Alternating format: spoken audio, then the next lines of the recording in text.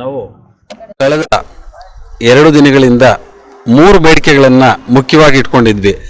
ಮೊದಲನೇದಾಗಿ 1941ರಂತೆ settlement forest ಪ್ರಕಾರ survey ಮಾಡಿ ಅಂತ ಹೇಳಿದ್ವಿ. ಜಿಲ್ಲಾಧಿಕಾರಿಗಳು ಭರವಸೆ ಕೊಟ್ಟಿದ್ದಾರೆ, ಮಾಡ್ತಾ ಇದ್ದೀವಿ, ಫೈನಲ್ ಮಾಡಿ ಕೊಡ್ತೀವಿ ಅಂತ ಹೇಳಿದ್ದಾರೆ. ಆಮೇಲೆ ಎರಡನೇದು ಡಿಸ್ಪೋಸಸ್ ಆಗಿರುವಂಥ ಭೂಮಿಗಳನ್ನು ವಾಪಸ್ ಅವ್ರವ್ರ ಭೂಮಿ ಕೊಡಿಸಿ ಅಂತ ಹೇಳಿದ್ದೀವಿ. ನಿಮ್ಮ ಪಾಡಿಗೆ ನೀವು ಕೆಲಸ ಮಾಡ್ಕೊಳ್ಳಿ, ನಿಮ್ಗೇನಾದರೂ ತೊಂದರೆ ಆದರೆ ವಿಡಿಯೋ ಮಾಡಿ ನನ್ನ ಗಮನಕ್ಕೆ ತನ್ನಿ, ನನ್ನನ್ನು ಬಂದು ಭೇಟಿ ಮಾಡಿ, ಯಾವುದೇ ಕಾರಣಕ್ಕೂ ಇನ್ಮೇಲೆ ಅರಣ್ಯ ಅಧಿಕಾರಿಗಳು ನಿಮ್ಮ ತಂಟೆಗೆ ಬರಲ್ಲ ಅಂತ ಹೇಳಿದ್ದಾರೆ. ಮೂರನೇದಾಗಿ ಒಂದು ನೋಟಿಸನ್ನು ಕೊಟ್ಟಿದ್ರು, 48 ಗಂಟೆಗಳಲ್ಲಿ ಎಲ್ಲ ರೈತರು ಉತ್ತರ ಕೊಡಿ ಅಂತ ಹೇಳಿ. ಅದಕ್ಕೆ ಒಂದು ತಾರ್ಕಿಕ ಅಂತ್ಯನ DC ಸಾಹೇಬರು ಕೊಟ್ಟಿದ್ದಾರೆ.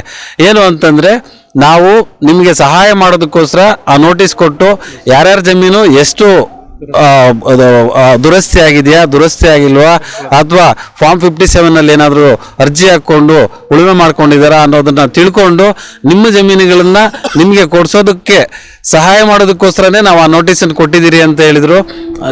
ರೈತರು ಸಹ ಅದಕ್ಕೆ ಒಪ್ಕೊಂಡಿದ್ದಾರೆ. ಏನು ದಾಖಲೆ ಕೇಳಿದ್ದಾರೆ ಅದನ್ನು ಒದಗಿಸ್ತಾರೆ. ಒಟ್ಟಾರೆ ಏನು ಅಂತಂದರೆ, ಮುಳಬಾಗಿಲಲ್ಲಾಗಿರೋಂಥ ಡಿಸ್ಪೋಸಸ್ ಅರಣ್ಯಾಧಿಕಾರಿಗಳಿಂದ ಅದಕ್ಕೆ, ಆಮೇಲೆ ಹಿಂದೆ ಆಗಿರೋಂಥ ಡಿಸ್ಪೋಸಸ್ಸನ್ನು ಸಹ ನಿಮ್ಮ ಪಾಡಿಗೆ ನೀವು ಜಮೀನಲ್ಲಿ ಉಳುಮೆ ಮಾಡಿ, ಫಾರೆಸ್ಟ್ ಅವರು ನಿಮ್ಗೆ ತೊಂದರೆ ಕೊಡಲ್ಲ. ಮುಂದೆ ತಾರ್ಕಿಕ ಅಂತ್ಯ ಅದಕ್ಕೆ ನಾವು ತಂದುಕೊಡೋದಕ್ಕೆ ಏನೆಲ್ಲ ಬೇಕೋ ಆ ಕ್ರಮಗಳನ್ನು ನಾವು ತಗೊಳ್ತೀರಿ ಅಂತ ಹೇಳಿದ್ದಾರೆ. ಈ ಹೋರಾಟದ ನೇತೃತ್ವ ವಹಿಸಿದಂಥ ನಮ್ಮ ಪ್ರಕಾಶ್ ಅವರು ಅರಟಿ, ಇವರು ಇಲ್ಲ ಅಂದಿದ್ರೆ ಇವತ್ತು ಈ ಭರವಸೆ DC ಸಾಹೇಬ್ರ ಕಡೆಯಿಂದ ಸಿಗ್ತಾ ಇರಲಿಲ್ಲ. ನಾವೇನಾದರೂ ಧನ್ಯವಾದ ಅಂತ ಹೇಳಬೇಕು ಅಂತಂದರೆ ಪ್ರಕಾಶ್ ಅರಟಿ ಅವರಿಗೆ ನಾನು ಧನ್ಯವಾದ ಹೇಳೋಕ್ಕೆ ಇಷ್ಟಪಡ್ತೀನಿ. ಈ ಮೂಲಕ ಜಿಲ್ಲಾಧಿಕಾರಿಗಳಿಗೆ ನಾನು 2 ಕೈ ಜೋಡಿಸುತ್ತಾ ಹೃದಯಪೂರ್ವಕವಾಗಿ ಧನ್ಯವಾದ ಹೇಳಿ ನಮಸ್ಕರಿಸ್ತಾ ಇದ್ದೀನಿ.